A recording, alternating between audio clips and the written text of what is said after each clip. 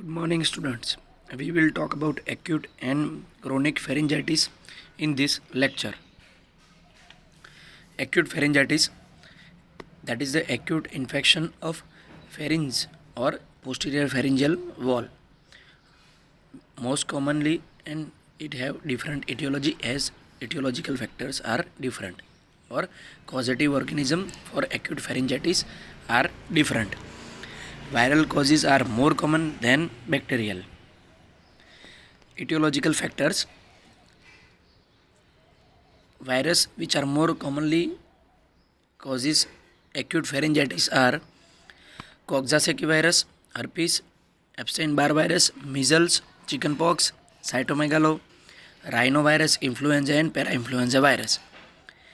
Bacteria which are responsible for pharyngitis are group A streptococcus, diphtheria, gonococcus and sometimes pseudomonas also.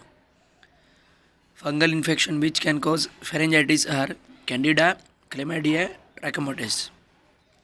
So these are the organisms which are responsible for acute cases of pharyngitis.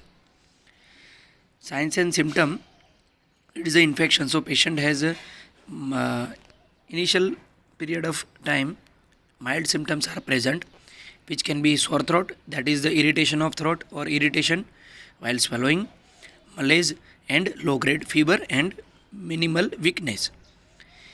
When patient does not get treatment, it converted into the moderate to severe grade of pharyngitis and patient can have sore throat, dysphagia and odynophagia, that is the difficulty in swallowing and pain while swallowing respectively, headache, malaise and high grade fever.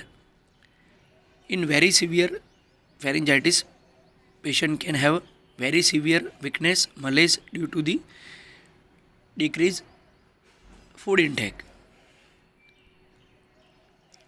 Signs which are present in the oral cavity are, in mild grade, there will be mild congestion of the posterior pharyngeal wall. Here you can see that this is the anterior pillar, this is the posterior pillar, in between is the tonsil and this is the posterior pharyngeal wall. This is tongue and this is the soft palate. Patient can have congestion over this posterior pharyngeal wall and sometimes also involvement of this both anterior pillar, soft palate, posterior pillar, and there is congestion, as we can see that there is reddish coloration of this mucosa of oral cavity and oropharynx. Moderate to severe grade. In moderate to severe grade of pharyngitis, there will be lymphoid follicles on the posterior pharyngeal wall with enlarged tonsil and erythema or exudation, that is the pus over the pharyngeal wall.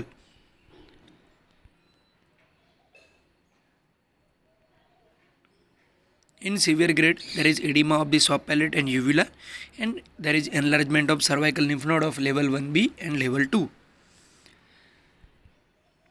In moderate to severe grade, you can see some lymphoid follicle over the posterior pharyngeal wall here over the local site. There is also enlargement of tonsil and congestion over this anterior and posterior pillar. And in severe grade, this infection can spread up to the lymph node and patient can have bilateral level 1B lymph node enlargement just below the angle of mandible. According to the different infection or etiology, we can diagnose by the different clinical signs about the main etiological factor or causative organism for the acute pharyngitis. Measles and chickenpox, they have Koplik spot, which are white spot surrounded by red areola on the buccal mucosa opposite the molar teeth, appear on the third or fourth day before the rash. And acute lymphonodular pharyngitis, in which there is white or yellowish solid nodule appear on the posterior pharyngeal wall. Arpangina, there is vesicular eruption or vesicle over the soft palate and anterior pillar and posterior pillars. Vesicles are small and surrounded by a zone of erythema. In infectious mononucleosis, there is involvement of the lymphoid organs. So patient can have lymphadenopathy over the different region of body, splenomegaly and hepatitis. Pharyngoconjunctival fever, in which patient will have also the con- conjunctivitis and abdominal pain with signs of pharyngitis.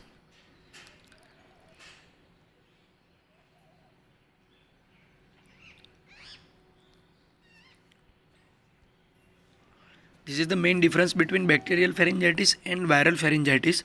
In viral pharyngitis, erythema is more commonly seen and patient can have lymphoid follicle over the posterior pharyngeal wall.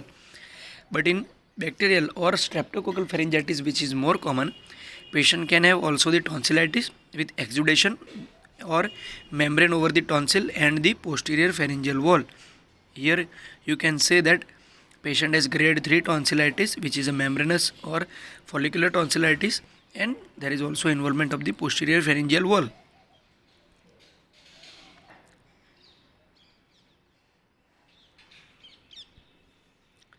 Management. Diagnosis. Usually diagnosis of acute pharyngitis done by clinical symptoms and signs and examination of the oral cavity and oropharynx, but we can diagnose a bacterial pathogen by throat swab for culture and sensitivity. As we have seen in COVID-19 disease, patient's diagnosis is done by oropharyngeal swab and nasopharyngeal swab. Treatment is general measures is the bed rest. Patient should be asked to take plenty of fluid, warm water gargle, analgesic for the fever, and antibiotic for moderate to severe grade of infection of bacterial origin. If streptococcal infection is noted over the throat swab, penicillin or any other cephalosporin should be given. If diphtheria is seen in the throat swab, then patient should be given diphtheria antitoxin 20,000 to 40,000 unit for infection confined to the tonsil or less than 48 hours of infection, or 80,000 to 120,000 unit for extensive infection or involvement of more than 48 hours of day or involvement of larynx. Chronic pharyngitis. Whenever there is repeated episodes of acute pharyngitis, it is known as chronic pharyngitis. That is the chronic infection of pharynx characterized by hypertrophy of the mucosa, seromucinous glands, subepithelial lymphoid follicles, and even muscular coat of the pharynx. There are main two types of pharyngitis, that is the chronic lateral pharyngitis and chronic hypertrophic pharyngitis.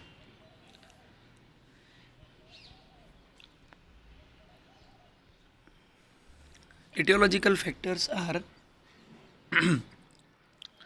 persistent infection in the neighborhood, chronic sinusitis, chronic tonsillitis, and chronic caries in the tooth can cause purulent discharge and can cause infection in the surrounding area over the local posterior pharyngeal wall as it is situated in the surrounding area. Known case of mouth breathing, if patient has obstruction of the nasal cavity, obstruction of nasopharynx as we seen in children with adenoid enlargement, protruded teeth prevent the complete closure of mouth, and habitual mouth breather without organic causes, this patient can develop chronic pharyngitis due to the chronic opening, mouth opening. Chronic irritant like smoking, tobacco chewing, spicy food habit, and heavy drinking can cause chronic pharyngitis. Environment population like smoky and dusty environment, industrial fumes can irritate the pharyngeal mucosa and nasal cavity and nasopharynx and can cause acute and chronic nasopharyngitis and pharyngitis. Faulty voice production and pharyngeal neurosis can cause chronic pharyngitis. Main symptoms are chronic discomfort or pain in the throat, especially in the morning, foreign body sensation in the throat, something stuck into the throat like sensation, tiredness of voice or chronic voice change, and chronic cough, which is usually dry.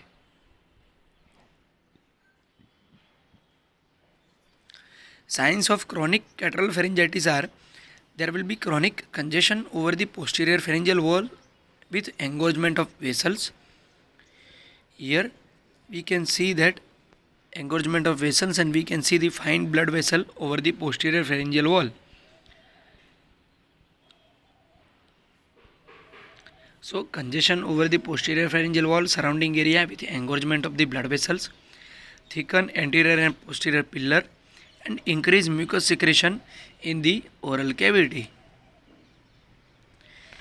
Signs of chronic hypertrophic pharyngitis are posterior pharyngeal wall congested, edematous with dilated vessels, and there will be subepithelial lymphoid follicle which are seen as reddish nodules over the posterior pharyngeal wall, as it is known as granular pharyngitis. Lateral pharyngeal band also becomes hypertrophied. Uvula gets elongated and edematous, and sometimes it touches up to the base of tongue also, and patient can have chronic irritation due to the uvular edema. Here you can say that these are the signs of chronic lateral pharyngitis with congestion over this anterior and posterior pillar, congestion over the posterior pharyngeal wall, engorgement of blood vessels.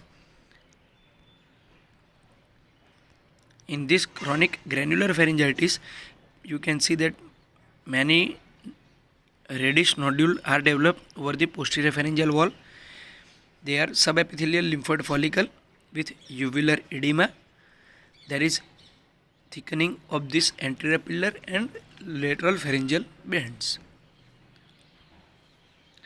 Treatment is eradication of the etiological factors, voice rest, warm water gargle, antacid if patient had symptoms of gastroesophageal reflux disease, and sometimes cautery of lymphoid granules which are present over the posterior pharyngeal wall with 10 to 25% of silver nitrate or electrocautery or diathermy is needed.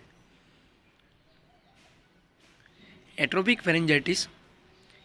This is a type of chronic pharyngitis in which pharyngeal mucosal gland atrophied so that scanty mucus is secreted to form the crust over the posterior pharyngeal wall and later gets infected and cause the foul smelling.